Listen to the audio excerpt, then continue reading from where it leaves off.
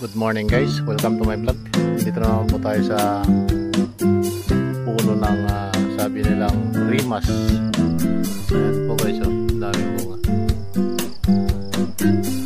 Ayan, may bunga po dito sa baba. Ito po yung binidyo ko nung nakaraang araw. Ayan, sa taas, maraming bunga.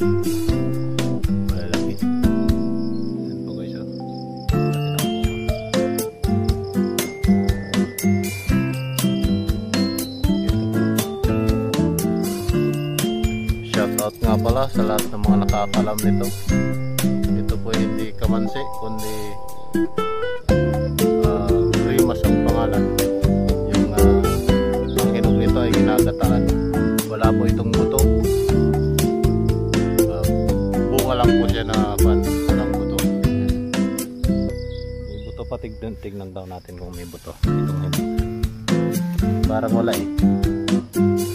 Wala talaga, wala. Malambot. Hindi tulad ng kamansi guys na may buto talaga. Ito wala. Ito po sabi nila ginagataan daw ito.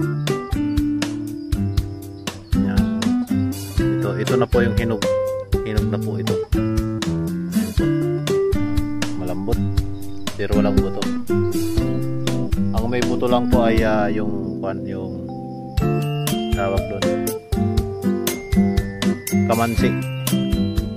Tawagin sa amin ay pakak. Kung tawagin sa sa Bicol region is ugug. Ayan po guys. Pero ito rimas. Binibenta ito sa market na hinog. Shoutout nga pala sa lahat ng mga viewers, sa lahat kong subscriber. Salamat po sa 57,000 viewers. Salamat po sa inyong lahat. Ito na naman po tayo sa puno ng rimas. Ayan po ang puno. Ayan pong bunga. Ayan pong bunga. Ayan po bunga. Ang sabi nila guys, ang pagtatanim pala nito, kung saan yung ugat, kung ano ang direksyon ng ugat na kinuha mo, ugat lang pala tinatanim dito. Yung tinatanim dito ay ugat. Kung saan ang direksyon ng ugat ang kinuha mo, ganun din ang pagtanim mo sa kinuha mo ugat. Kung baliko siya, baliko pa rin yung niya, yung direksyon ng pagtanim. Kung straight ang nakuha mo, straight pa rin yung yung pagtanim mo. Ganun pala yung yung pagtanim dito. Ugat pala yung tinatanim dito, hindi buto. Ayan guys. Ibang-iba itong kwan na ito.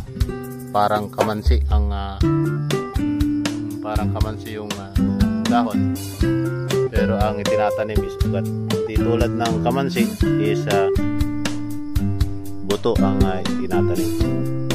Pero ito talaga wala talagang buto. Yan. Malambot.